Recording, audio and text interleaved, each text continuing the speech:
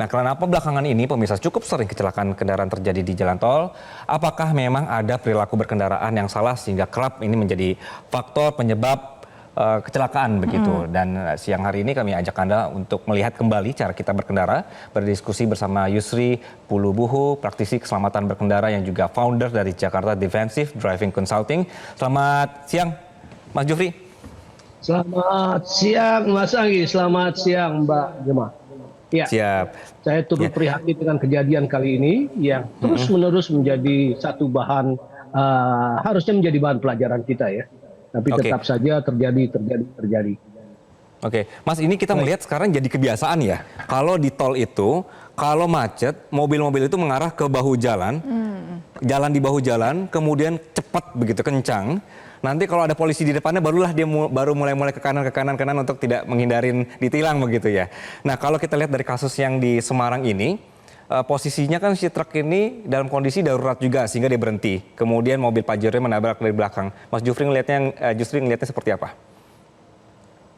Iya, saya rasa ini merupakan satu perilaku yang umum yang kita bisa lihat sepanjang jalan tol di Indonesia, di mana bahu jalan digunakan sebagai jalur cepat atau jalur overtake ketika dua lajur yang jalur B atau jalur 3, jalur 2, jalur 3 ada beberapa kendaraan, banyak pengguna jalan selalu mengambil jalur bahu jalan sebagai jalur cepat. Padahal jalur bahu jalan itu adalah jalur emergency. Dan pembelajaran bagi kita sebenarnya sudah cukup banyak kecelakaan-kecelakaan yang terjadi akibat pengemudi atau pengguna jalan menggunakan lajur bahu jalan ini sebagai jalur yang dianggap lebih aman, clear. Jadi sekali lagi ini harus menjadi pembelajaran bagi masyarakat agar kejadian itu tidak menimpa diri kita, keluarga kita, atau orang-orang yang kita cintai gitu ya. Nah, sebagai informasi saja, kenapa ini terjadi? Mungkin Mas Anggi bertanya itu. Kenapa selalu masyarakat mengambil lajur bahu jalan tersebut yang jalur cepat itu sebagai jalur cepat? Ini adalah bentuk indikator dari pemahaman tentang berlalu lintas kita yang sangat rendah. Tadi dikatakan ada statement dari Mas Anggi, kalau ada polisi baru mereka kembali. Jadi mereka menganggap aturan tersebut berlaku ketika ada petugas. Ini sangat naif ya. Dan itu tidak dilakukan oleh kelompok-kelompok orang tertentu, tapi hampir semua pengguna jalan berlaku tertib ketika ada petugas dan tidak berlaku tertib ketika tidak ada petugas. Jadi ini merupakan satu kekonyolan yang harus kita perbaiki agar jalan raya tidak menjadi ladang pembantaian bagi masyarakat Indonesia, karena kita tahu puluhan ribu orang tewas di jalan raya dan kerugian, penderitaan, di mana pemiskinan terjadi pada keluarga korban itu sudah ada fakta-faktanya.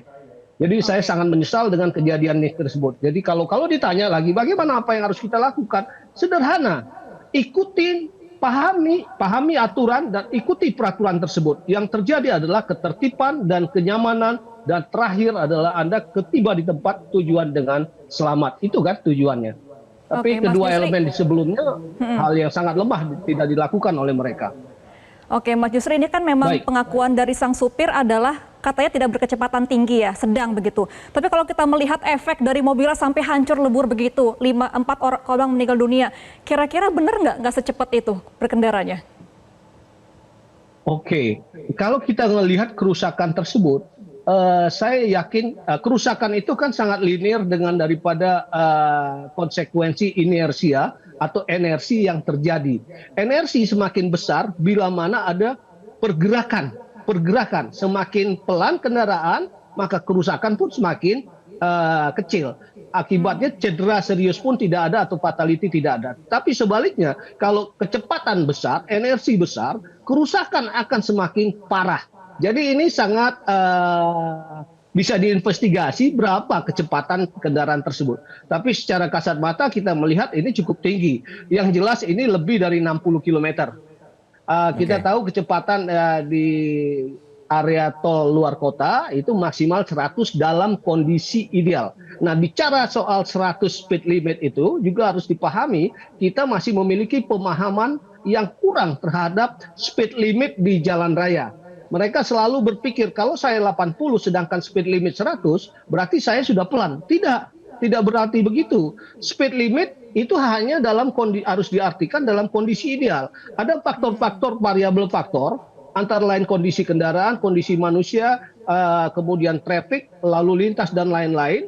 Itu akan membuat kondisi kendaraan kecepatan tersebut bisa dilakukan secara 100 km per jam atau mungkin hanya 60 km per jam. Katakan lingkungan jalan kondisinya bergelombang atau traffic lalu lintas saat itu lagi padat, maka kecepatan kita harus pelan. Atau jalan sepi, kondisi jalan bagus, cuaca bagus, tetapi faktor manusianya pada saat itu sudah letih, melewati 10 jam misalnya dalam perjalanan. Maka yang bersangkutan dalam kecepatan 80 walaupun speed limitnya 100, dia masih termasuk ngebut.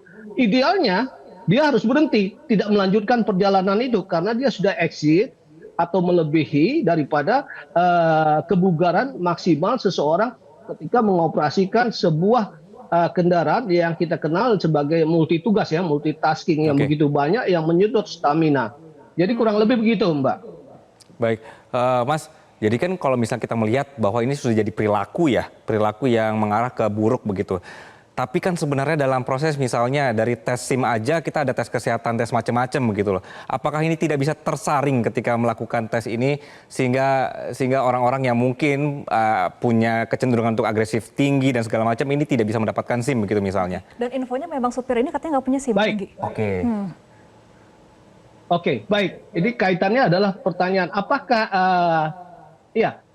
pada saat proses SIM memang kita tahu ada tes tertulis, ada tes praktek. Nah, tes tertulis harusnya mencakupi pengetahuan tidak semata berlalu lintas, tapi juga pengetahuan tentang persepsi bahaya dan resiko, pengetahuan tentang kebugaran, pengetahuan tentang turbulensi, distraksi mental gitu ya. Nah, agar dia punya pengetahuan empati, kemudian pengetahuan mengemudi antisipatif yang berbasis pola pikir. Dan ini tidak ada. Kemudian tes terakhir, yaitu tes praktek. Prakteknya di area tertutup, sehingga kita tidak bisa memonitor yang bersangkutan ini pemahaman empatinya, pemahaman tentang bahayanya tidak tahu. Dia hanya kita lihat, hanya pemahaman tentang keterampilan. Sedangkan di jalan itu tidak melulu keterampilan. Bagaimana kita bisa mengaplikasikan tentang pengetahuan bahaya, risiko, termasuk kemampuan emosi, kontrol, empati juga. Nah sayangnya di dalam filterisasi bagi pengemudi di jalan raya itu hanya sebatas tes SIM yang kita lihat sangat sederhana itu, tidak seperti di luar negeri. Baik, Mas, ini bicara sedikit soal mobil ya. Mobil jenis ini tuh sudah sering sekali menjadi sorotan publik di Twitter dan rame-rame ugal-ugalan. Terus karena mungkin merasa mobilnya besar, dia harus kencang begitu-begitu ya Mas. Sebenarnya mobil-mobil seperti ini tuh aman atau tidak dengan kecepatan tinggi? Karena kalau kita tahu memang dia jarak antara jalan dengan rangkanya kan cukup tinggi, ada ruang di bawahnya ya, tidak air modeling misalnya begitu loh. Nah, jadi sebenarnya aman atau tidak mobil-mobil seperti ini untuk melaju cepat? Oke, Mas Anggi. Jadi pertanyaan Mas Anggi, apakah mobil ini diperkenankan atau ideal untuk melaju cepat? Ya enggak, karena kita lihat dari apa yang Anda sampaikan tadi, dari sisi bentuknya yang ground clearance-nya tinggi, highway center-nya tinggi, di mana dia mempunyai ruang antara bagian yang paling rendah sampai ke aspal itu tinggi, itu kan korelasinya adalah kendaraan tersebut semakin rentan dengan stabilitas. Semakin laju kendaraan, maka semakin rentan dengan stabilitas dibandingkan kendaraan-kendaraan yang mempunyai highway center yang rendah atau ground clearance yang rendah. Jadi, terus kemudian kenapa kedua kendaraan, saya tidak menyebutkan kedua kendaraan. Kenapa kendaraan yang Anda maksud ini selalu berperilaku pengemudinya suka ngebut atau ugal-ugalan? Satu, dimensi, kemudian powernya, torsinya begitu besar. Perlu diingat, tidak usah dengan power yang besar atau dimensi yang besar. Warna saja mempengaruhi psikologis ya. Warna saja mempengaruhi psikologis. Harga mobil itu juga akan mempengaruhi psikologis daripada pengemudinya. Bunyi atau kredibilitas dari image daripada mobil atau motor ya, itu akan mempengaruhi secara psikis terhadap cara kita mengoperasikan kendaraan tersebut. Suara, mobil, merek, Karena kalau kita misalkan sekarang mobil tersebut powernya besar, orang-orang yang duduk di dalam itu begitu enteng akan memacu kecepatannya tanpa dia sadar. Oke. Oke.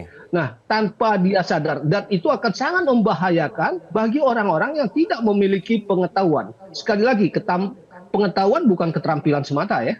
Pengetahuan adalah modal dalam hal memiliki kemampuan kognitif yang baik. Nah, itu yang jadi masalahnya, Mas Enggi.